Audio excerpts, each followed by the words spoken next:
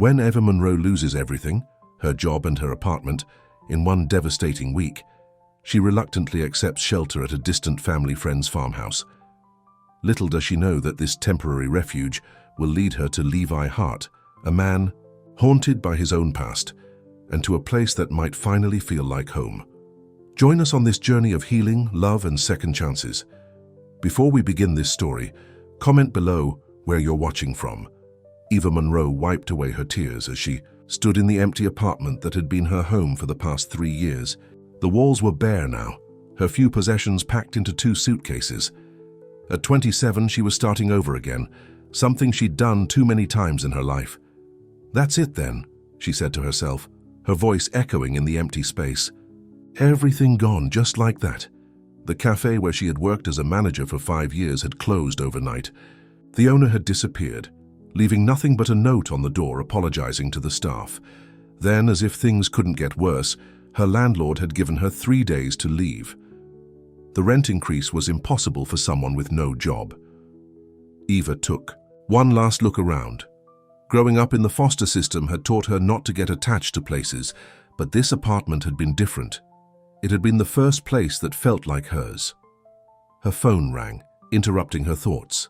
It was Martha Wilson, a distant family friend. Eva barely remembered her from childhood, just a kind woman who had known her mother before she died. "Eva, dear, are you all packed?" Martha's warm voice came through the phone. "Yes, I'm just leaving now," Eva replied, trying to keep her voice steady. "I've made up the guest room for you. It's not fancy, but it's comfortable." "Martha, I can't. Thank you enough for this. I promise I'll only stay a week just until I figure things out. You stay as long as you need to, honey. The farmhouse is big enough and I could use the company." Eva locked the apartment door for the last time and dragged her suitcases down the stairs. Her old car, at least, was still running. She loaded her belongings and set off, leaving behind the city that had promised so much and given so little. The drive to Martha's farmhouse took nearly 3 hours. As skyscrapers gave way to trees and open fields, Eva felt the knot in her chest loosen, just a bit. By the time she turned onto the long dirt road leading to the farmhouse, the sun was setting, casting a golden glow over the countryside. The house came into view, a large 2-story farmhouse with a wraparound porch and white shutters. It looked like something from another time, peaceful and solid, and Martha was waiting on the porch, a small woman in her 60s with silver hair and a warm smile. "There you are." Martha came down the steps to greet her with a hug. Come in, I've got dinner waiting." Eva followed Martha inside, overwhelmed by the simple kindness. The house was cozy and lived in, with comfortable furniture and family photos on the walls. "The guest room is upstairs, first door on the right," Martha explained. "Why don't you freshen up while I finish setting the table?" Upstairs, Eva found a charming room with a 4-poster bed and windows that looked out over fields and a distant barn. She sat on the edge of the bed and let out a long, shaky breath. For the first time in days, she felt safe. Over a simple dinner of chicken and vegetables, Martha chatted about the farm and the small town nearby. "This place has been in my family for generations," she explained, "but it got to be too much for me after my husband passed. That's when Levi bought most of the land." "Levi?" Eva asked. "Levi Hart. He owns pretty much all the farmland around here now. He let me keep the house and a few acres. He's a good man, though he keeps to himself since his brother died." Eva nodded, not really listening. Her mind was racing with worry about finding a new job, a new place to live. "You look exhausted, dear," Martha said gently. "Why don't you get some sleep? Things always look better in the morning." Eva slept deeper than she had in weeks. She woke to sunlight streaming through the curtains and the sound of chickens outside. For a moment, she forgot where she was.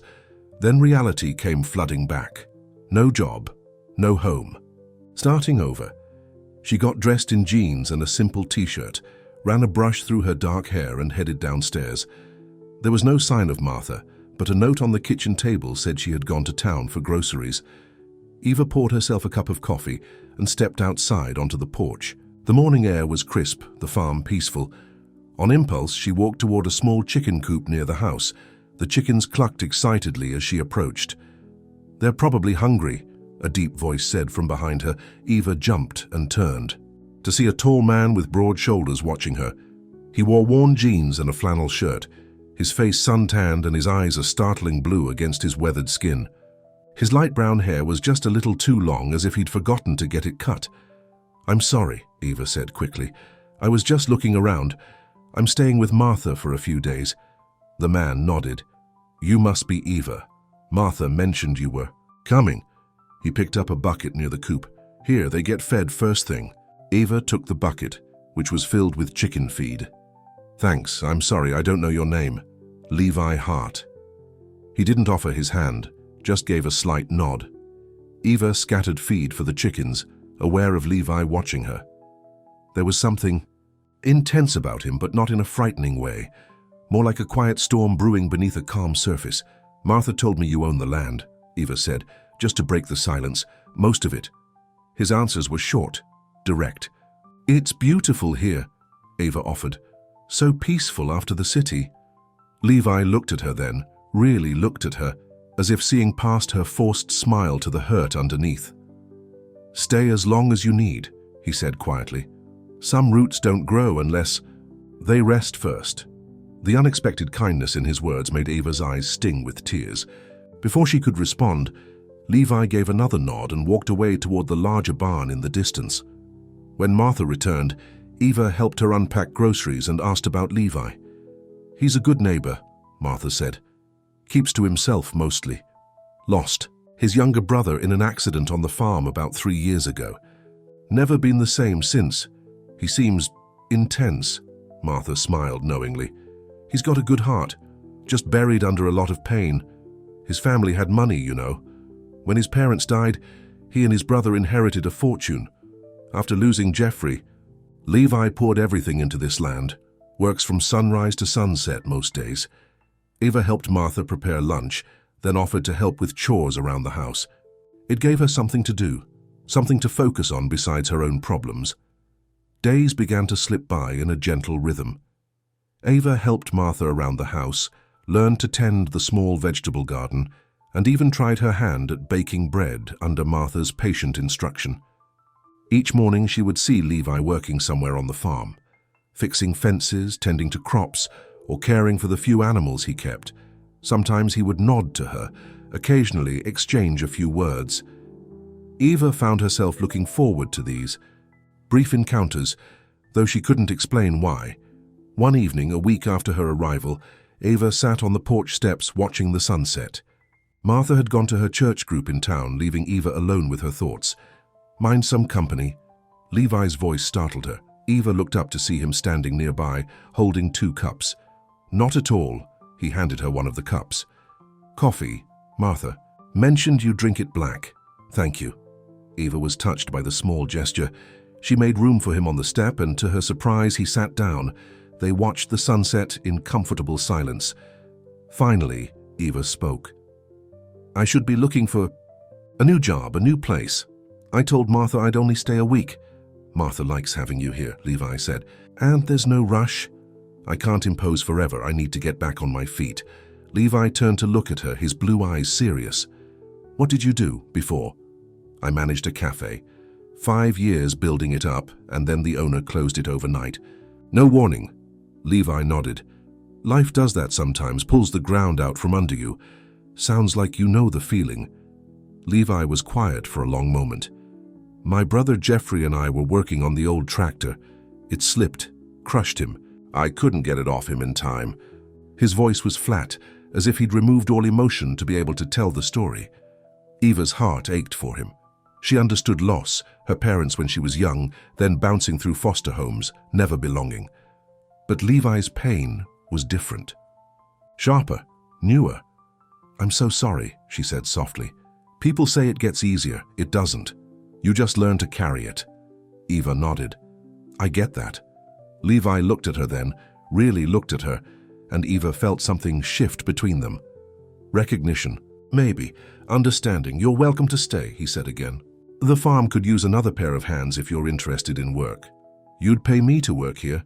Eva was surprised. Fair wage for fair work. Think about it. Before Eva could respond, Levi stood up. "Good night, Eva." She watched him walk away, disappearing into the darkness. Something warm settled in her chest, not quite hope, but something close to it. The next morning, Ava woke early. She made her way downstairs to find Martha already baking. "Good morning, dear. Sleep well?" "Yes, thank you, Martha. Levi offered me work on the farm." Martha smiled knowingly. "Did he now?" "That's the most words he's strung together in months." "I expect." "Should I accept?" "I don't know anything about farming. You're a quick learner, and it would be nice having you around longer." Ava thought about it as she helped Martha with breakfast. The city held nothing for her now but painful memories and closed doors. Here, at least, she could breathe. Could heal. "I think I'll take him up on it, just until I figure out what's next." Martha patted her hand. Sometimes what's next finds you when you stop looking so hard. Later that day, Eva found Levi in the barn, repairing a piece of equipment. She cleared her throat, and he looked up. "About the job," Eva said. "I'd like to accept." "If the offer's still open." Levi nodded, the ghost of a smile touching his lips. "It is. You can start tomorrow." And just like that, Eva's plan to stay for a week turned into something else entirely. Something unexpected. Something that felt, strangely, like a beginning. What she didn't know was that this beginning would lead her down a path she could never have imagined, a path that would heal her broken heart and open it to possibilities she'd long since stopped believing in. And it all started with a simple decision to stay a little longer, where the heart could finally begin to heal. 2 weeks had passed since Eva accepted Levi's offer to work on the farm. Each morning she woke before sunrise, pulled on work boots Martha had found for her, and headed out to start her chores. The work was hard, physically demanding in a way her city job had never been, but there was something satisfying about collapsing into bed each night, muscles aching from honest work. Today, Eva was in the smaller barn, organizing tools that had been scattered about. Levi had gone into town for supplies, and Martha was visiting a friend who wasn't feeling well. The radio played softly in the background, a country song about second chances that made Eva smile at how fitting it was for her situation. She picked up a hammer, wondering where it belonged, when she heard a vehicle approaching. Looking out the barn door, she saw Levi's truck pulling up. He got out carrying several bags of feed and other supplies. "Need a hand?" Eva called, hurrying over. Levi looked up, seeming almost surprised to see her. "Thanks," he said, handing her a lighter bag. They worked side by side, unloading the truck, in comfortable silence. Eva had gotten used to Levi's quiet ways, had learned that he wasn't being rude. He simply didn't waste words. "Martha told me you've been organizing the small barn," he said, as they carried the last of the supplies. "Inside. Just trying to make things easier to find," Eva replied. "Hope that's okay." "It's good, thank you." He hesitated, then added, "I'm not very organized these days." "I noticed," Eva said with a small smile. "The cafe I managed was tiny. We had to have a place for everything or nothing worked." Levi nodded, looking around at her work. "You've done more in 2 weeks than I've managed in months." Eva felt a flush of pride at the simple compliment. "I like making things work better." "Would you—" Levi started, then stopped. "I was thinking of fixing up the old greenhouse behind the house. The glass is mostly intact, but it needs cleaning, some repairs, if you're interested." Eva's face lit up. "I'd love that. I've always wanted to grow things." For the first time since she'd met him, Levi smiled, really smiled. It transformed his face, softening the hard lines around his mouth, making him look younger. "We can start tomorrow," he said. "I have all the supplies." That night at dinner, Avis told Martha about the greenhouse project. "Oh, that's wonderful," Martha exclaimed. "Jeffrey used to love that greenhouse. Their mother grew the most beautiful orchids there." Eva noticed how Levi's expression tightened at the mention of his brother, but he didn't leave the table as he sometimes did when Jeffrey's name came up. "What happened to the orchids?" Eva asked gently. "They died after the accident," Martha said, her voice softening. "Levi couldn't bring himself to go in there." Eva looked at Levi, understanding now why the greenhouse project meant more than just fixing up an old building. "We don't have to do it," she said quietly. "If it's too hard." Levi shook his head. "It's time. he said simply. Things should grow there again. The next morning, Levi was waiting for Eva when she came downstairs. They walked together to the greenhouse, a beautiful structure of glass and iron that had clearly once been magnificent. "It's bigger than I thought," Eva said, peering through the dirty glass. Levi unlocked the door. Inside, empty pots sat on tables covered with dust and dead leaves. Spider webs hung from the ceiling, and many of the glass panes were filthy, though remarkably few were broken. "Where do we start?" Eva asked. "Cleaning," Levi replied, pointing to buckets, brushes, and cleaning supplies he'd brought earlier. "Glass first, then tables." They worked together throughout the morning. Eva cleaned the inside of the glass panes while Levi worked on the outside. By noon, sunlight streamed through the now clear windows, illuminating the potential of the space. Martha brought them lunch, sandwiches and lemonade, which they ate sitting on the wooden steps of the greenhouse. "You two have made amazing progress," Martha said approvingly. "It's starting to look like its old self again." "Eva did most of it," Levi said. "She's not afraid of spiders." Eva laughed. "You should have seen your face when that big one dropped." "Down between us, I wasn't scared," Levi protested. "Just startled." "Sure," Eva teased. "That's why you jumped 3 feet backwards." Martha watched their easy banter with a knowing smile. "Well, I'll leave you to it. Don't work too hard in this heat." As Martha walked away, Eva noticed Levi looking at her with an expression she couldn't quite read. "What?" she asked. "You're different," he said. "From when you first came, stronger." Eva considered his words. "I guess I am. This place, it helps." Levi nodded. "The land has a way of healing people, if they let it." They went back to work, cleaning the tables and organizing the pots and tools. As they worked, Eva found herself telling Levi about her life, growing up in foster care, never having a real home, working her way through school to get her business degree, pouring everything into her job at the cafe. "I thought if I worked hard enough, proved myself enough, I could have stability," she said, as she scrubbed at a stubborn stain. "Then it all disappeared overnight." "Some things we can't control," Levi said, "no matter how hard we try." Eva glanced at him, knowing he was thinking of his brother. What was Jeffrey like? Levi was quiet for so long Eva thought he wouldn't answer. Then, "He was my opposite, outgoing, always laughing, made friends everywhere he went." A small smile touched his lips. "He loved this farm, though, saw possibilities I didn't." "Is that why you bought it?" "For him," Levi nodded.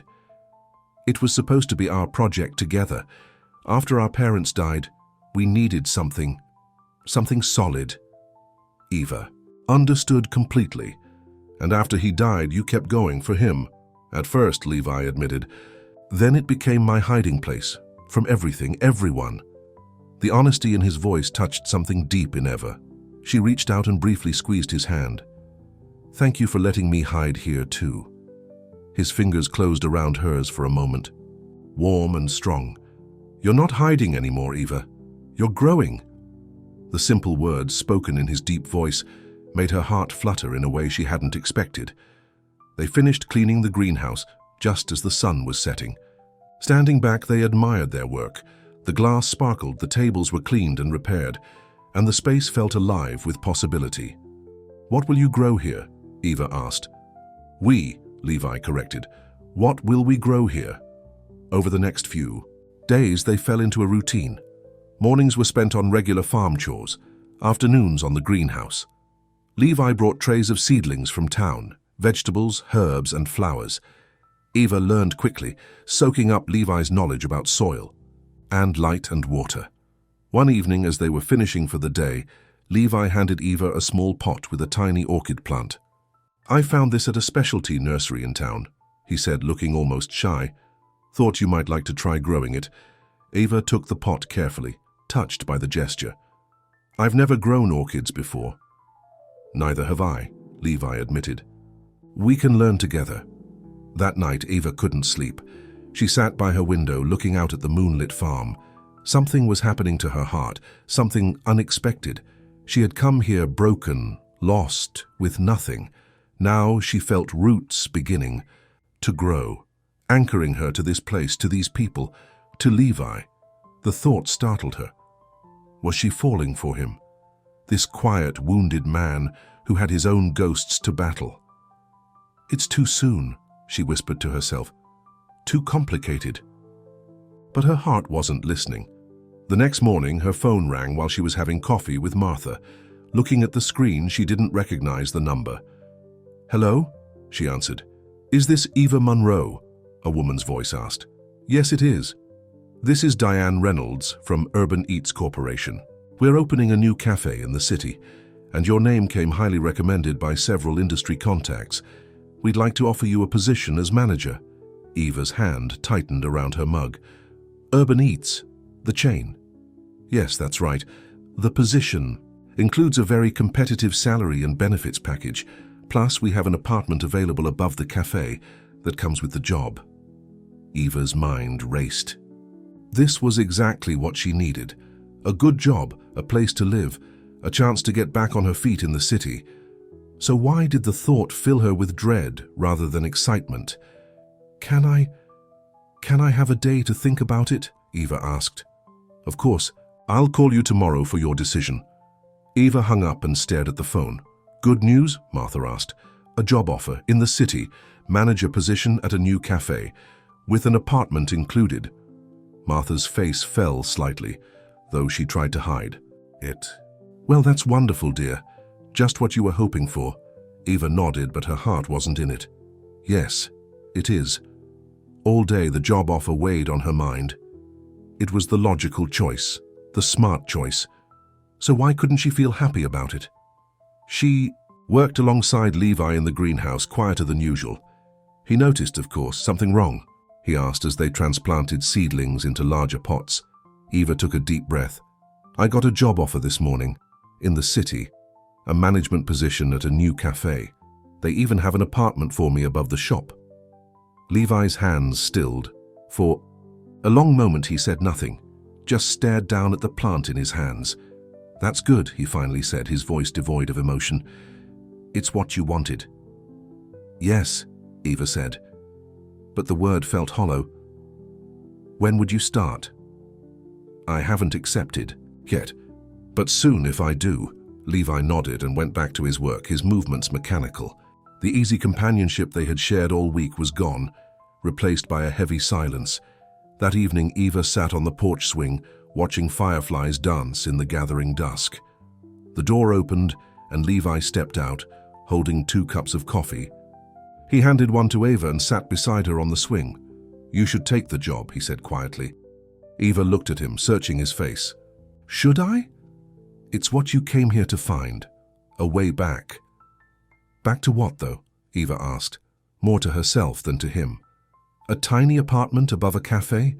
Working 70 hours a week for a corporation? Being alone in a city that already chewed me up once? "What's the alternative?" Levi asked, his voice low. "Staying here? Working on a farm for barely minimum wage? This was never meant to be permanent, Eva." His words stung. "Is that how you see it? Me being here?" Levi looked away. "I just don't want you making a decision you'll regret." "And you think staying would be a regret?" "I think," Levi started, then stopped. "I think you deserve more than this place can offer you."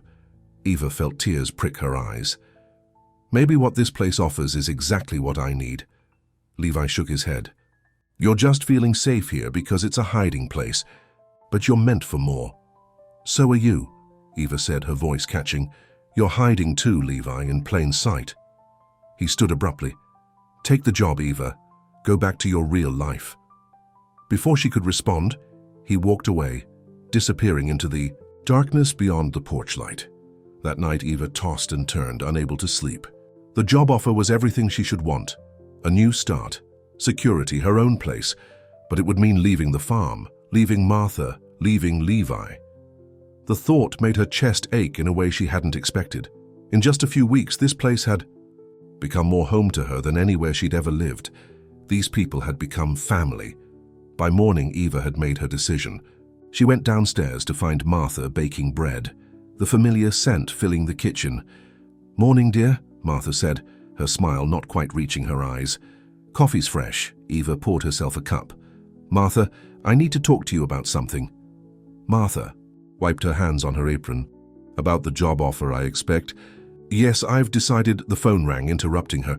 Martha answered it, her expression changing to concern as she listened. Yes, of course.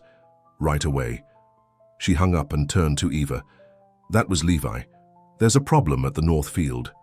One of the irrigation pipes burst. He needs help right away. Eva nodded, setting down her coffee. I'll go. She drove Levi's old pickup truck to the North Field, bouncing over the rutted dirt road. She found him knee-deep in mud, struggling with a large pipe that was spraying water everywhere. Without a word, Eva jumped in to help, getting soaked and muddy as they worked together to shut off the water and repair the pipe. It took over an hour of hard work before they finally got it fixed. Standing in the muddy field, both of them drenched and filthy, Eva started to laugh. What's so funny? Levi asked, wiping mud from his face. Look at us, Eva said, gesturing to their mud-covered clothes. This is about as far from a corporate cafe job as you can get. A smile tugged at Levi's lips. Not exactly the career you trained for. No, Eva agreed, but I've never felt more right. The smile faded from Levi's face. Did you make your decision? About the job? Eva looked at him, at this man who had given her a place to heal, to grow, to find herself again. I did, she said softly. I'm calling them this afternoon to decline. Levi stared at her. Are you sure? I've never been more sure of anything in my life. Why? His voice was almost a whisper. Eva took a deep breath. Because this place, these people. You? She faltered, uncertain how to express what was in her heart. Before she could find the words, the sound of an approaching vehicle drew their attention. A shiny black SUV was coming down the dirt road, looking completely out of place on the farm. Levi frowned. Who's that? The SUV stopped, and a man in an expensive suit stepped out, looking distastefully at the mud. He was in his 50s, with silver hair and cold eyes. Levi Hart, the man called. That's me, Levi replied, walking toward the SUV. Can I help you? The man smiled, but it didn't reach his eyes. I certainly hope so. My name is Richard Blackwood. I represent Blackwood Development Corporation. He reached into his suit jacket. Hand pulled out a folded document. I've come about this property. There seems to be a discrepancy regarding ownership. Shiva watched Levi's face pale as he took the document. What kind of discrepancy? Levi asked, his voice tight. Richard Blackwood's smile widened. Well, according to our records, this land doesn't actually belong to you at all. Eva watched as Levi's face hardened while he read the document Richard Blackwood had handed him. The muddy field suddenly felt colder, despite the warm spring sun overhead. This is ridiculous, Levi finally said, his voice tight with anger.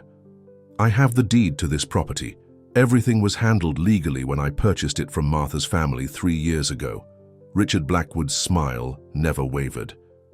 Yes, well, it seems there was a rather significant oversight in the transaction. He pointed to something on the document. According to county records, this parcel of land was never properly transferred after old Mr. Wilson's death. There was a lien on the property that was never satisfied. That's impossible, Levi insisted. My lawyer went through everything thoroughly. Clearly not thoroughly enough. Blackwood straightened his tie. The good news is, Blackwood Development is prepared to make a very generous offer for the entire property. We've been planning a luxury resort in this area for some time, and this land would be perfect. Eva stepped forward, unable to stay silent any longer. You can't just show up and claim the land isn't his. Blackwood glanced at her with mild curiosity. And you are? Eva Munro, I work here. Well, Ms. Munro, I assure you, everything is perfectly legal. He turned back to Levi. You have 48 hours to consider our offer before we move forward with legal proceedings.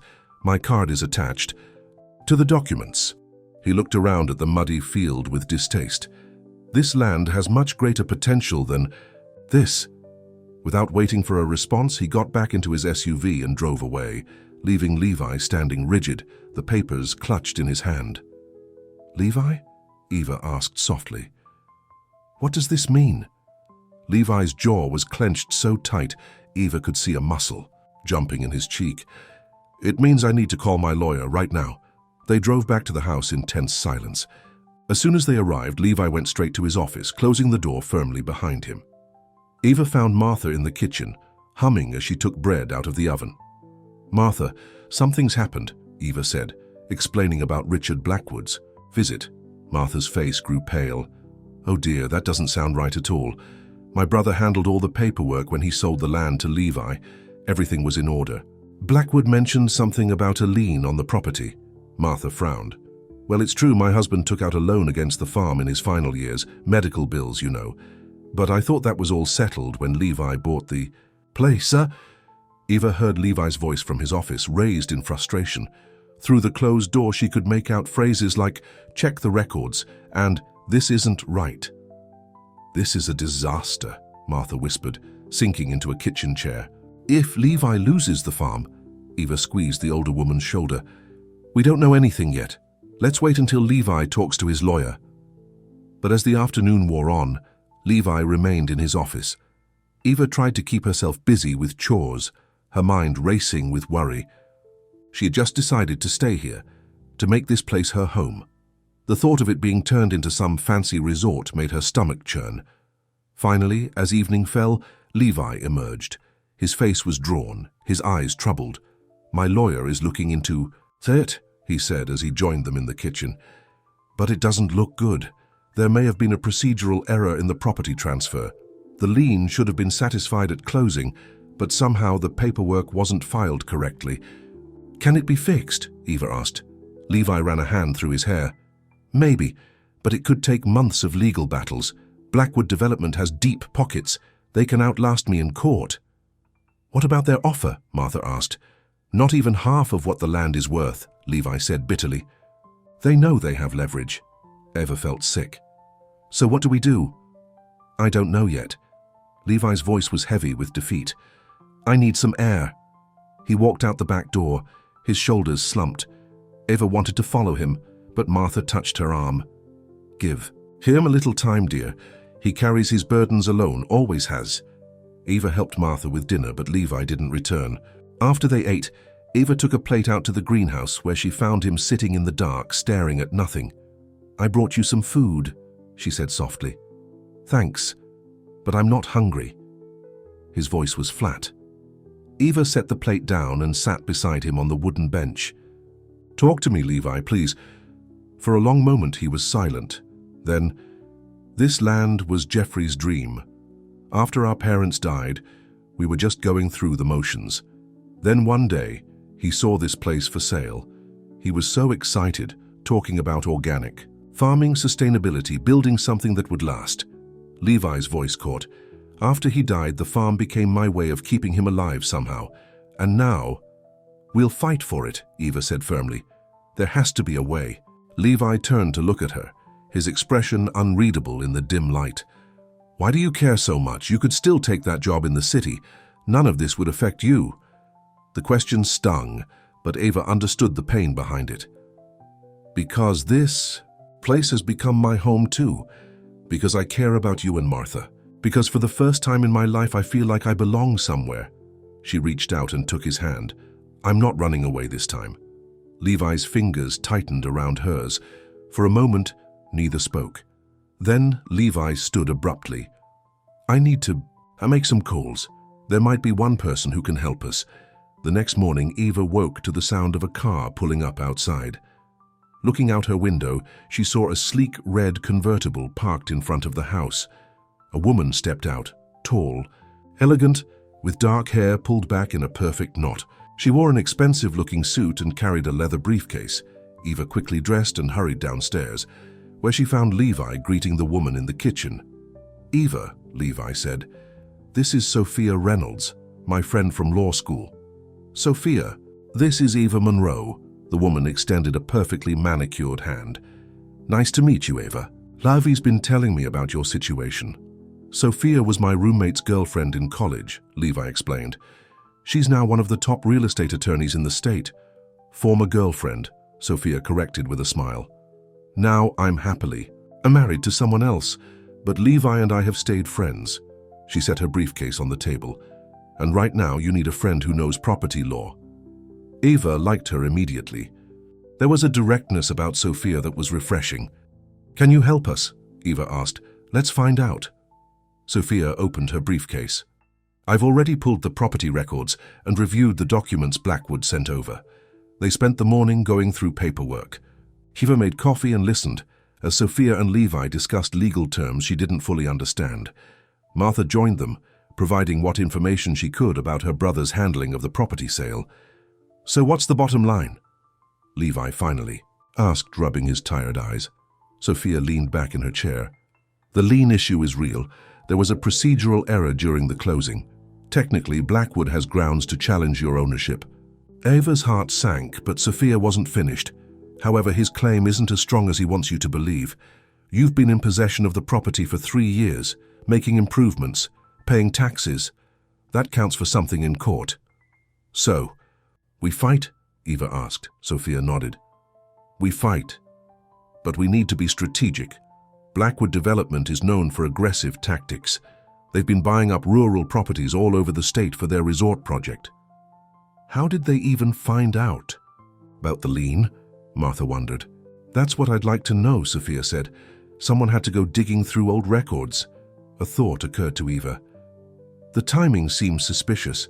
Right after I decide to stay here permanently, this Blackwood guy shows up?" Levi frowned. "What are you suggesting?" "I don't know," Eva admitted. "It just feels connected somehow." Sophia started gathering her papers. "I'll file a counterclaim immediately and request an emergency hearing. But Levi, you should prepare yourself. This could get ugly." After Sophia left, promising to call with updates, Levi retreated to his office again. Eva found herself restless, unable to focus on her usual chores. Something about the situation kept nagging at her. On impulse, she borrowed Martha's old car and drove into town. The small public library might have information about Blackwood Development, something that could help them understand what they were up against. The librarian, a friendly older woman named Mrs. Collins, was happy to help. "Blackwood Development? Oh yes, they've been in the news lately. Let me pull up some articles for you." Eva spent the next hour reading everything she could find. What emerged was a disturbing pattern. Blackwood Development had a history of targeting financially vulnerable properties, finding legal loopholes, to force owners to sell at below market rates. One article in particular caught her attention. It mentioned that Richard Blackwood had a business partner, someone who helped identify potential properties for acquisition. The partner's name was Paul Jensen. Eva felt a chill run down her spine. Paul Jensen had been the owner of the cafe where she worked, the one who had disappeared overnight, leaving her jobless. Could it be a coincidence? She quickly made copies of the articles and headed back to the farm, her mind racing. If Paul was working with Blackwood, could he have arranged for her to lose her job and apartment, knowing she would end up at Martha's? Could he have been watching her all along? But why? What was so special about Levi's farm? When Eva returned to the farmhouse, she found Levi and Martha in the kitchen, their expressions grave. "What's wrong?"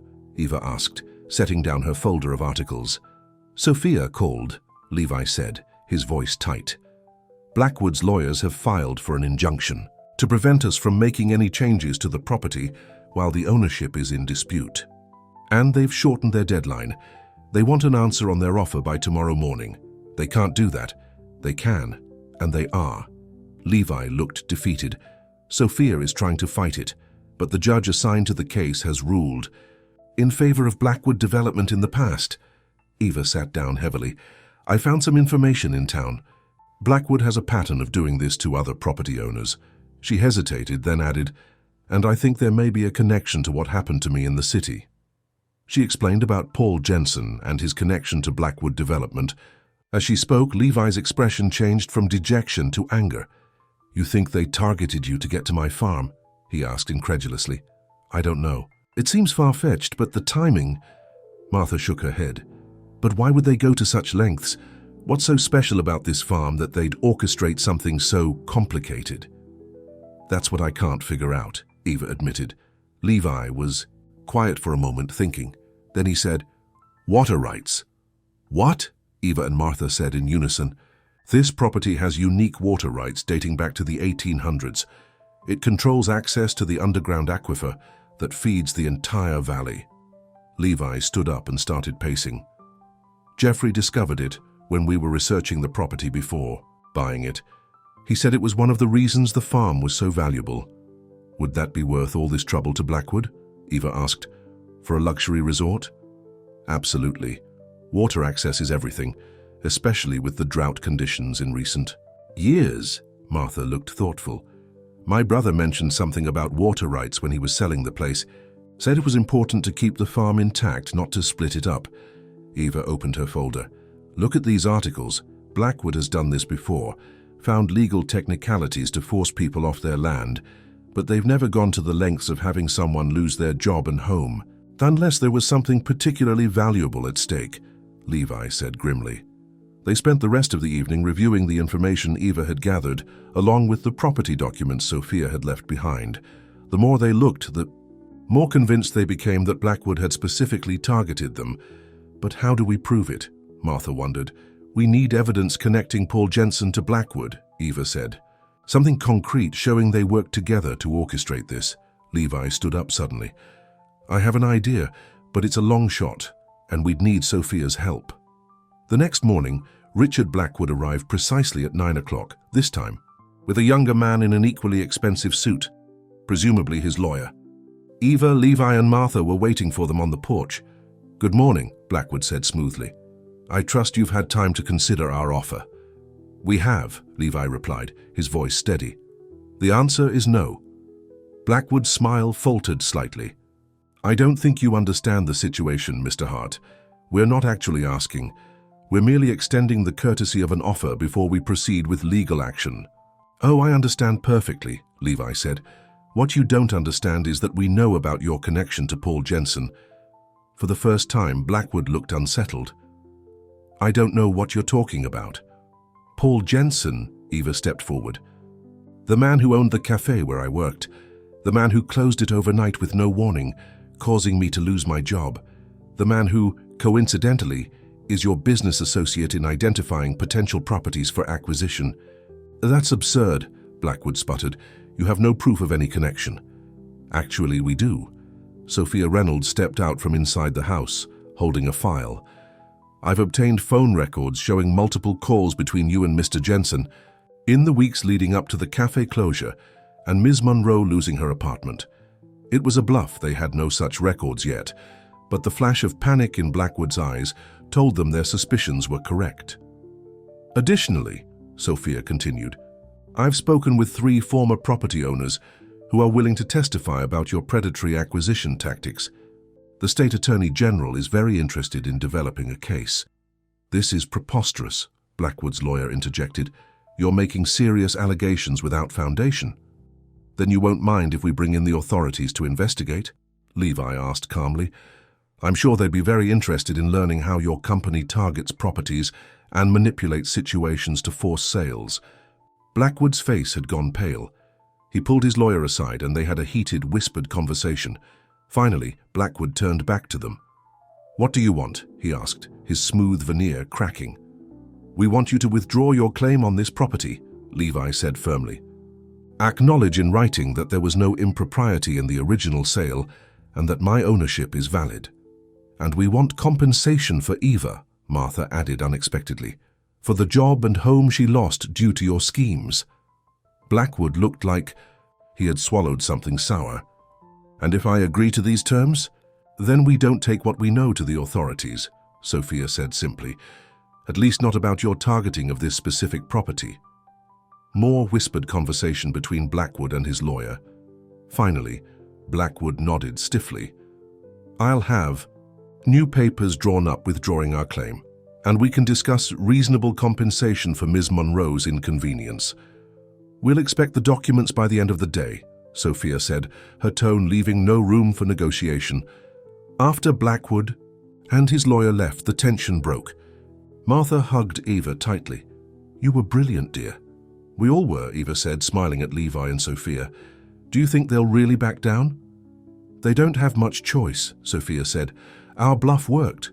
Blackwood knows that if we start an investigation, other improprieties might come to light.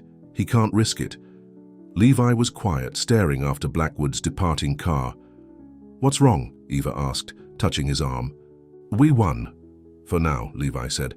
"But men like Blackwood don't give up easily, and the underlying issue with the property title still needs to be fixed."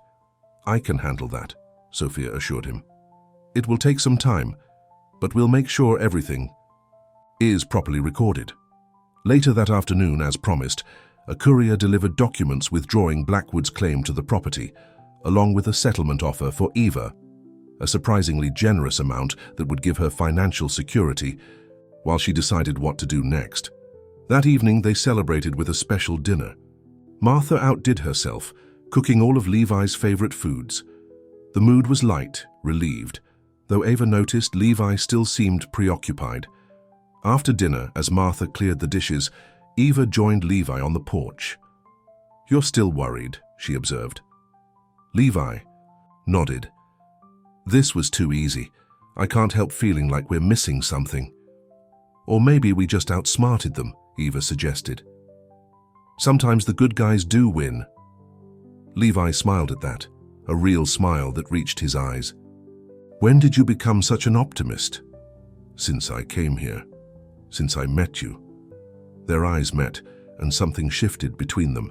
Levi reached out, gently tucking a strand of hair behind Eva's ear. "I never thanked you," he said softly. "For what?" "For staying, for fighting for this place, for bringing life back into it, into me." Eva's heart quickened. "Levi, Martha's voice from the doorway interrupted them. "Sorry to intrude, but there's a call for Eva. That woman from Urban Eats Corporation is on the line." Eva had completely forgotten about the job offer. With everything that had happened, it seemed like a lifetime ago. "Tell her I'll call back tomorrow," Eva said, not wanting to leave this moment with Levi. "She says it's urgent," Martha insisted. "Something about the position being filled if they don't hear from you today." Eva sighed. "I'll be right there." As she stood up, Levi caught her hand. "Eva, about the job." Eva squeezed his hand. "Don't worry. I already made my decision. This is where I want to be." Inside, Eva took the call in the kitchen while Martha discreetly busied herself in the living room. "Ms. Reynolds, I was hoping to hear from you." Diane's voice came through the phone. "We need your decision on the cafe manager position." "I appreciate the offer," Eva said, "but I've decided to decline. I've found a different opportunity." "That's disappointing," Diane said, not sounding particularly disappointed. "May I ask what influenced your decision?" Something about the woman's tone made Eva pause. "I've decided to stay where I am. I'm working on a farm now and it suits me." "A farm?" There was a note of surprise in Diane's voice. "That's unexpected. Well, if you change your mind in the next day or two, please let me know. After that, we'll have to offer the position to someone else." After hanging up, Eva felt a weight lift from her shoulders. The decision was final now. She had officially turned down her return to the city. She went back to the porch, but Levi wasn't there. Martha, who was now watering her potted plants by the door, gestured toward the greenhouse. "He went that way," dear, looking rather thoughtful. Eva thanked her and walked to the greenhouse. Inside, she found Levi tending to the little orchid he had given her. The sight made her smile. This tough, reserved man gently caring for a delicate flower. "It's doing well," she said, coming to stand beside him. Levi nodded. "It's stronger than it looks." He hesitated, then added, "Like you?" Eva touched one of the orchid's leaves. "I told Diane I'm not taking the job," I heard. Levi looked at her, his eyes searching her face. "Are you sure that's what you want?" "Completely sure." Eva took a deep breath. "Levi, losing my job and apartment was the best thing that ever happened to me, because it brought me here, to this place, to you."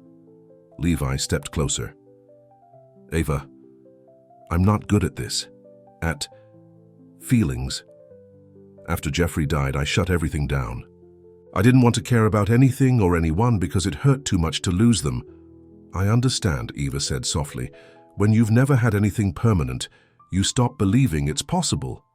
But then you came here, Levi continued, his voice low and intense, with your quiet strength and your determination, and something started to change. He reached out, taking both her hands in his. I don't want you to stay because you have nowhere else to go. I want you to stay because you want to, because you see a future here, with me. Ava felt tears spring to her eyes. That's exactly why I'm staying. Levi pulled her close, one hand gently cradling her face. I'm not good with words, but I'm trying to tell you that I'm falling in love with you, Eva Monroe. Eva's heart soared. And I'm falling in love with you, Levi Hart. When their lips finally met, it felt like coming home, like finding the place she had always belonged but never knew existed. In his arms, Eva felt all the broken pieces of her life finally come together. Outside the greenhouse, Martha smiled to herself as she watched them through the glass. She quietly turned and walked back to the house, leaving them to their perfect moment. What none of them saw was the black car parked at the edge of the property, or the man inside watching the farmhouse through binoculars. Richard Blackwood put down the binoculars and picked up his phone. Plan A didn't work, he said to the person on the other end of the line. We'll have to move on to Plan B, and this time we can't afford to fail. 2 weeks had passed since their confrontation with Richard Blackwood. Life on the farm had settled into a pleasant rhythm. With the settlement money from Blackwood, Eva had paid off her old debts and even had enough left to invest in improvements for the greenhouse. She and Levi had been working on expanding it, planning to grow organic vegetables they could sell at the local farmers market. Morning sunlight streamed through Eva's bedroom window. She stretched lazily, smiling at the sound of birds outside. Never in her life had she felt so content, so at peace. Pulling on jeans and a light sweater, she headed downstairs to find Martha making breakfast. Good morning, dear, Martha said cheerfully. Sleep well? Better than ever, Eva replied, pouring herself coffee. Where's Levi? Out checking the irrigation system. Said he'd be back for breakfast. Eva sat at the kitchen table, warming her hands around her mug. Martha, can I ask you something? Of course, honey. Do you think Levi and I are moving too? Fast, we've only known each other a few weeks, but it feels like you've known each other forever. Martha smiled knowingly. When it's right, it's right. Time doesn't matter much. Eva nodded, relieved. I've never felt this way before. It's like everything in my life was leading me here, even the bad parts. Martha patted her hand. That's how love works. Sometimes you have to go through the storm to find your rainbow.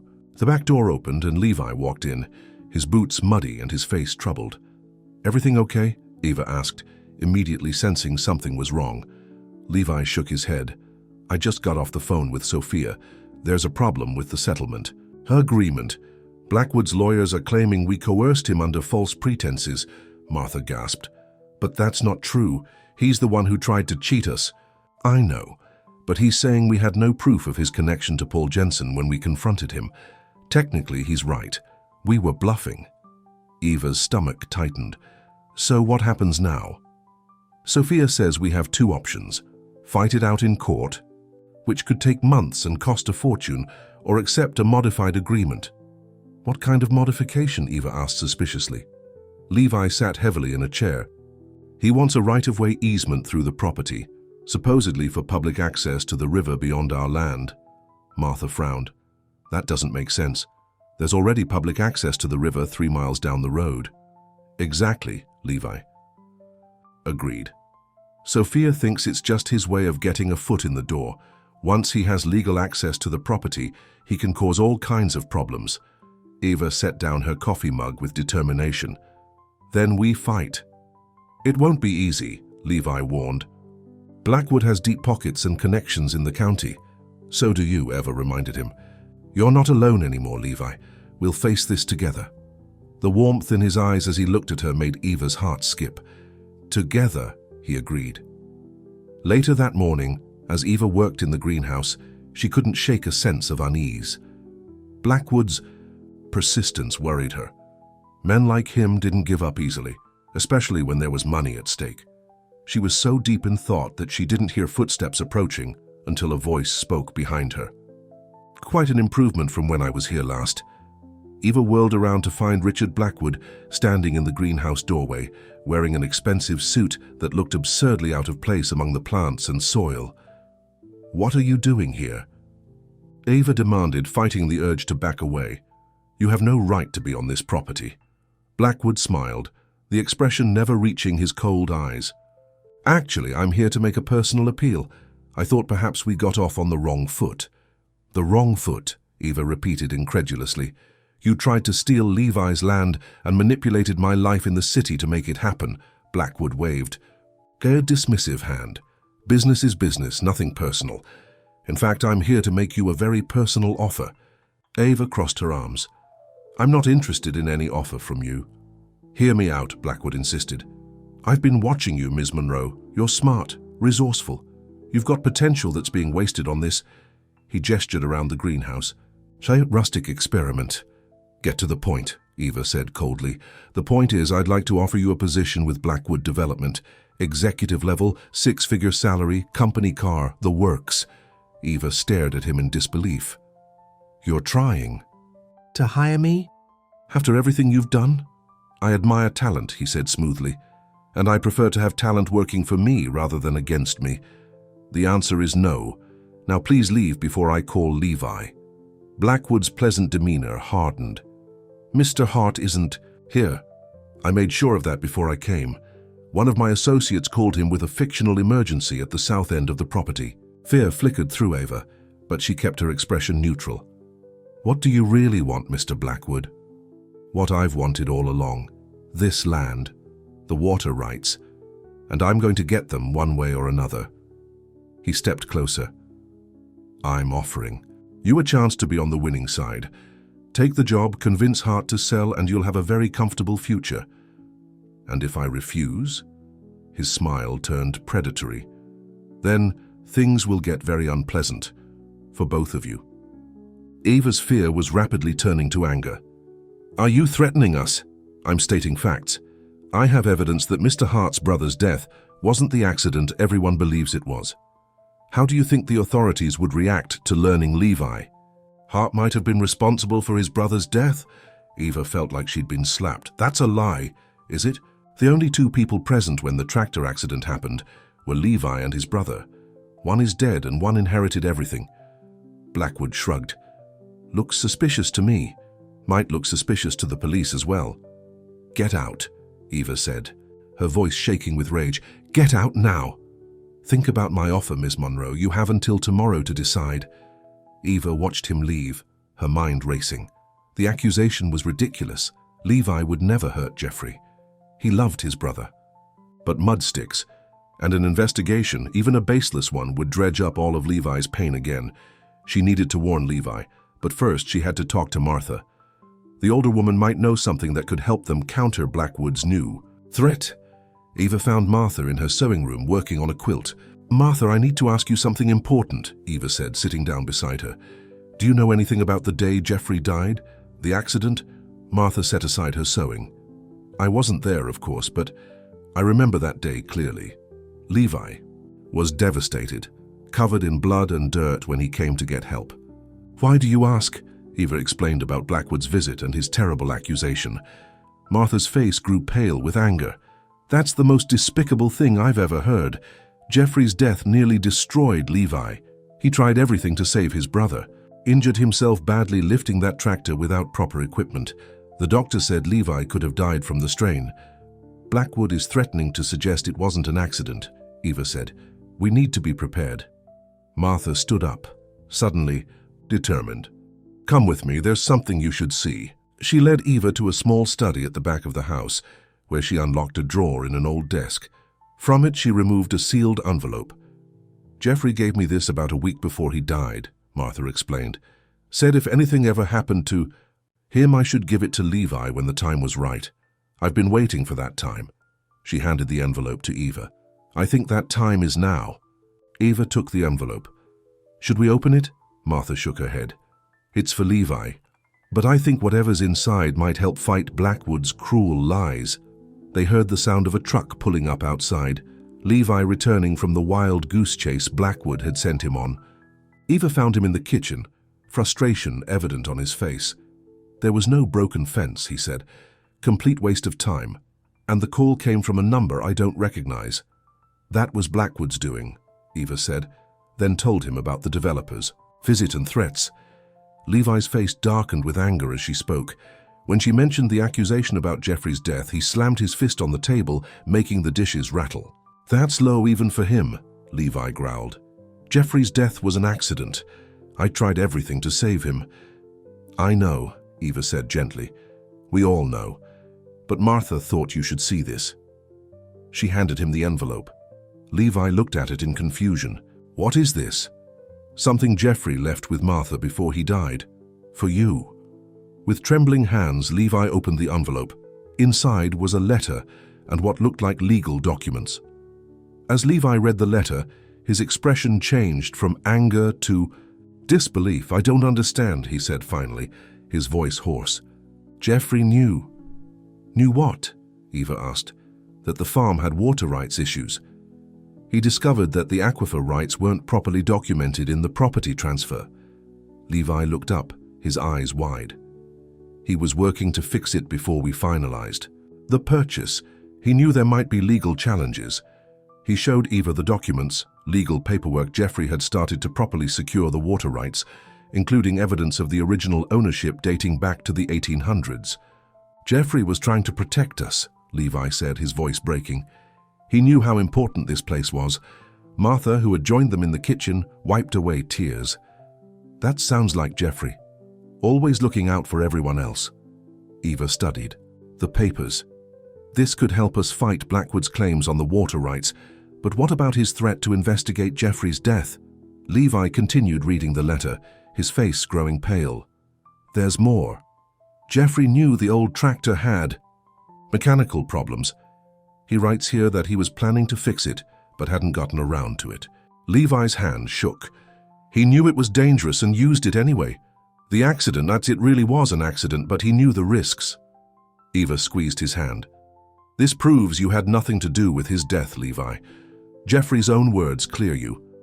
Levi nodded, still processing the contents of the letter. We need to get these documents to Sophia right away, and I want to file a complaint against Blackwood for harassment and intimidation. I'll call her now, Eva said, reaching for the phone. By evening, things were moving quickly. Sophia had reviewed the documents and was confident they could use them to solidify their claim to the water rights. She had also reported Blackwood's threats to the authorities, who were taking the matter seriously. Given Blackwood's history of aggressive business tactics, Eva, Levi, and Martha sat on the porch, watching the sun set over the fields. Despite the stress of the day, there was a sense of cautious optimism among them. Do you think it's over? Eva asked, resting her head on Levi's shoulder. Not yet, he admitted, but we're in a stronger position now. Jeffrey was looking out for us even after... He couldn't finish the sentence. Martha smiled sadly. That boy always had a way of taking care of the people he loved, even now. I wish I could have known him, Eva said softly. Levi put his arm around her. He would have liked you, probably would have teased me mercilessly about falling for you, Eva laughed. I think I would have liked him too. As darkness fell, Martha excused herself to go to bed, leaving Eva and Levi alone on the porch. The night was beautiful, stars emerging in the clear sky, crickets singing in the fields. What are you thinking? Eva asked, noticing Levi's thoughtful expression. About how much has changed since you came here, he said. How much I've changed? For the better, I hope. Definitely. He turned to face her, taking both her hands in his. Eva, I need to ask you something important. Eva's heart quickened. What is it? When all this is over, when we've dealt with Blackwood once and for all, would you consider making this arrangement permanent? What arrangement? Eva asked, though she thought she knew what he meant. Us. Here. Together. Levi looked nervous. A rare sight. I know it hasn't been long, but I've never been more certain of anything in my life. Eva felt tears of happiness well in her eyes. Are you asking me to marry you, Levi Hart? He nodded, his eyes never leaving hers. I am. I love you, Eva Monroe. Will you stay here with me, not just for now, but forever? Yes, Eva whispered, her heart so full it might burst. "Yes, I will." Levi pulled her into his arms, kissing her, with all the love and promise of their future together. When they finally pulled apart, both were smiling through tears. "We should tell Martha," Eva said, wiping her eyes. "Tomorrow," Levi replied. "Tonight is just for us." The next morning, they shared their news with Martha over breakfast. The older woman cried happy tears, hugging them both. "I knew from the moment you two met that something special was happening," she said. "Jeffrey would be so happy to see you like this, Levi, truly happy again." Their celebration was interrupted by a phone call from Sophia. "Good news," she said, when Levi answered. "The district attorney is opening an investigation into Blackwood development based on the evidence we provided. They're particularly interested in the connection to Paul Jensen and the pattern of predatory property acquisition." "What does that mean for us?" Levi asked, putting the call on speakerphone so Eva and Martha could hear. "It means Blackwood has much bigger problems than your farm now. His lawyers have withdrawn all claims on your property and are scrambling to make a deal with prosecutors. You're in the clear." After hanging up, the three of them sat in stunned silence for a moment. "It's really over?" Martha asked finally. "Sounds like it," Levi said, still looking a bit dazed. Eva laughed, the sound full of relief and joy. "Perfect timing. Now we can focus on planning a wedding." Martha immediately began listing all the things they'd need to do, her excitement bubbling over. Levi caught Eva's eye over Martha's head and smiled, a full, unguarded smile that lit up his entire face. Later that day, as Eva worked in the greenhouse, she heard someone enter behind her. Turning, expecting to see Levi, she was surprised to find a young woman she didn't recognize standing in the doorway. "Can I help you?" Eva asked. The woman hesitated. "I'm looking for Levi Hart. I was told I could find him here." There was something about her that seemed vaguely familiar, though Eva was certain they'd never met. "He's in the barn right now. I can take you to him if you'd like. I'm Eva, by the way." "I'm Sarah," the woman said. "Sarah Hart." Eva froze. "Hart? Are you Jeffrey's wife?" the woman confirmed. "Or widow, I suppose.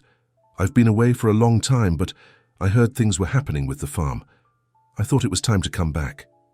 Eva's mind was reeling. Levi had never mentioned that. Jeffrey was married. Before she could formulate a response, Levi himself appeared in the greenhouse doorway.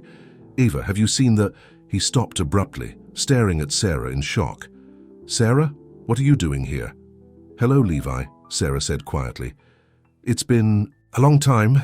Eva looked between them, feeling suddenly like an intruder. "I should give you two some privacy." "No," Levi said firmly, moving to stand beside Eva. "Anything Sarah has to say, she can say to both of us." He took Eva's hand, a gesture that didn't go unnoticed by Sarah. "I see things have changed around here," Sarah observed.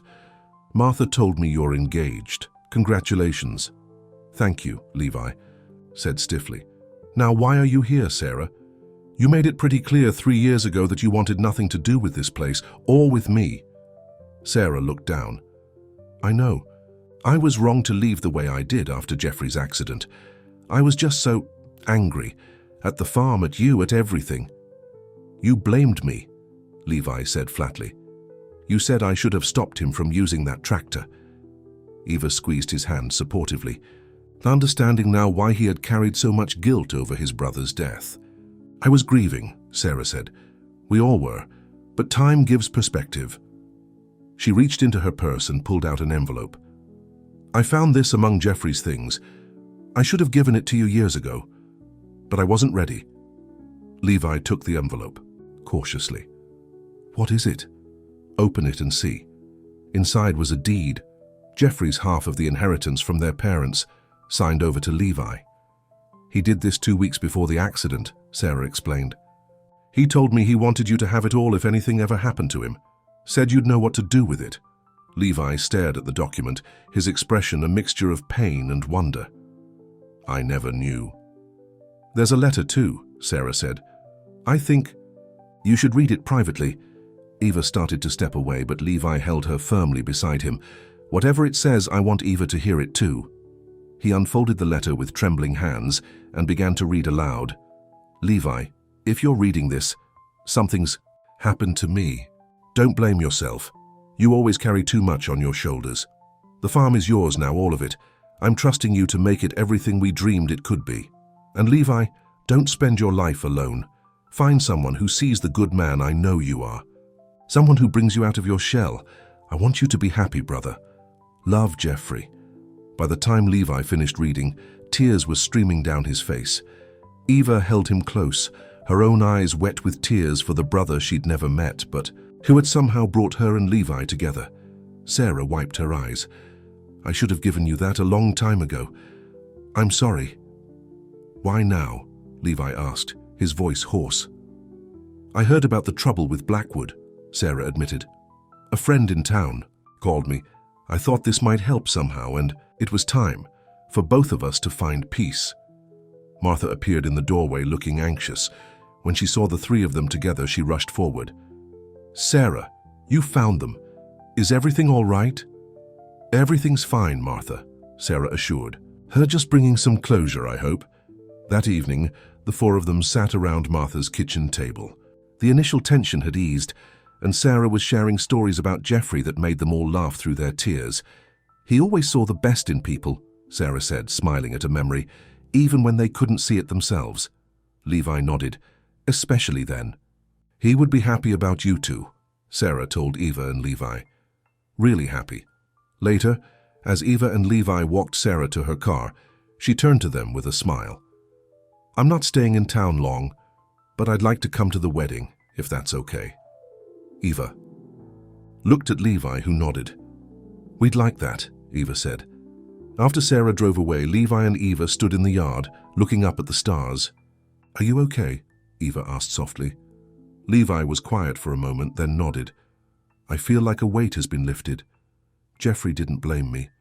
He wanted me to be happy. He turned to Eva, pulling her close. And I am happy, Eva. Happier than I ever thought possible. Me too, Eva whispered against his chest.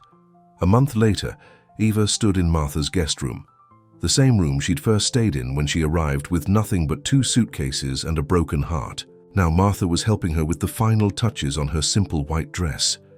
There, Martha said, securing a small bouquet of wildflowers in Eva's hair. You look beautiful, dear. Eva smiled at her reflection in the mirror. I can hardly believe this is happening.